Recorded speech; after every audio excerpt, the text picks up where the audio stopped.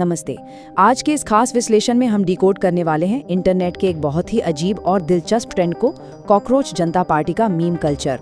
Internet की दुनिया सच में बहुत हैरान कर देने वाली है। आए दिन कोई ना कोई नया ट्रेंड वायरल हो ही जाता है। तो चलिए बिना किसी देरी के सीधे मुद्दे पर आते हैं और समझते हैं कि आखिर ये सब शुरू कहाँ से हुआ और इस पूरे फिनोमिनन का असल मतलब क्या है।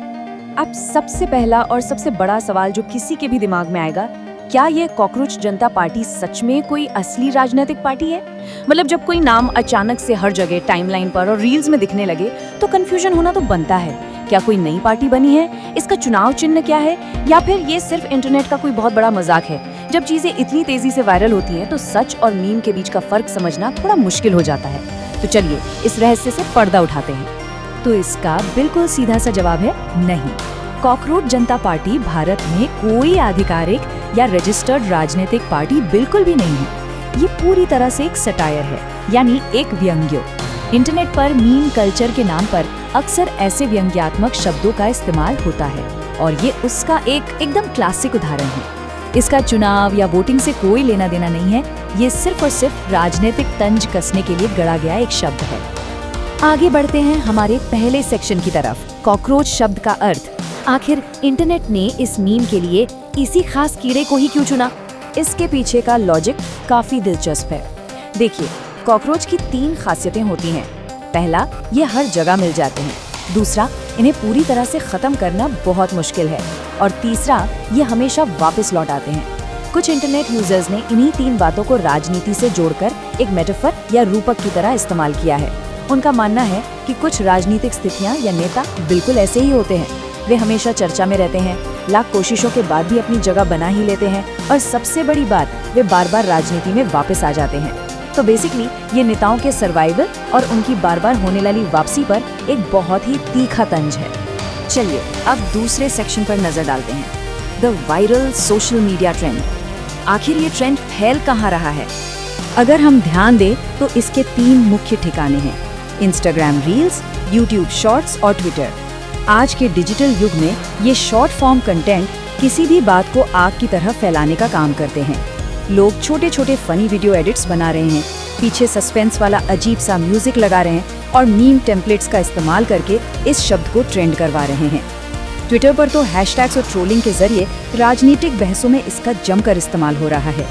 यही वजह है कि एक छोटा सा मजाक कुछ ही घंटों में लाखों लोगों तक पहुंच जाता है। इस पूरे ट्रेंड को अगर हम करीब से देखें तो इसके 2 बिल्कुल अलग अलग पहलू सामने आते हैं। एक तरफ है तीखी राजनीतिक आलोचना और पलटवार, जहां लोग इस मीम का इस्तेमाल अपने विरोधियों को नीचा दिखाने या किसी खास पार्टी का मजाक उड़ाने के लिए एक हथियार के रूप में कर रहे हैं। लेकिन दूसरी तरफ है सिर्फ एंटरटेनमेंट और मीम कल्चर। सच तो ये है कि बहुत से लोग जो इस ट्रेंड का हिस्सा बन रहे हैं, उन्हें राजनीति से कोई खास मतलब नहीं है। उन्हें बस ये मजाकिया लगता है तो वो टाइम पास और मनोरंजन के लिए इसे शेयर कर रहे हैं। अब बढ़ते हैं हमारे तीसरे और आखिरी सेक्शन की ओर, समझदारी और फैक्ट चेकिंग। इस पूरे इंटरनेट फिनोमिनन से हमें असल दुनिया के लिए क्या सीख मिलती है? सबसे बड़ी और सबसे अहम सीख यही है कि सोशल मीडिया पर मौजूद हर चीज सच नहीं होती। जब कोई ऐसा अजीबोगरीब शब्द ट्रेंड करने लगता है तो बहुत से लोग बिना क्रॉस चेक किए उसे सच मान लेते हैं। हमें हमेशा मीम कल्चर और असली खबरों के बीच के अंतर को समझना चाहिए। जो भी इंटरनेट पर दिख रहा है उसे आंख बंद करके सच मान लेना काफी खतरनाक हो सकता है। यहीं पर हमारी मीडिया लिटरेसी यानी मीडिया साक्षरता का असली टेस्ट होता है। एक समझदार और जागरूक दर्शक बनने के लिए हम 3 बहुत ही आसान स्टेप्स अपना सकते हैं। स्टेप 1, राजनीतिक मतभेदों को नॉर्मल मानना सीखें। लोकतंत्र में अलग अलग विचार होना बहुत आम बात है।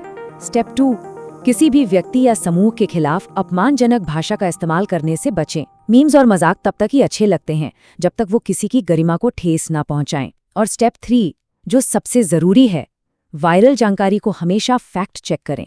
किसी भी खबर पर यकीन करने या उसे शेयर करने से पहले उसकी सच्चाई जरूर परखनी चाहिए। तो इस पूरे विश्लेषण के अंत में एक बहुत ही विचारोत्तेजक सवाल उठता है, राजनीतिक व्यंग्य और अपमानजनक भाषा के बीच की रेखा आखिर कहाँ खींची जानी चाहिए? कोई मजाक कब बदतमीजी में बदल जाता है? एक साधारण सा मीम भी हमारी सोसाइटी की मानसिकता के बारे में बहुत कुछ बता सकता है।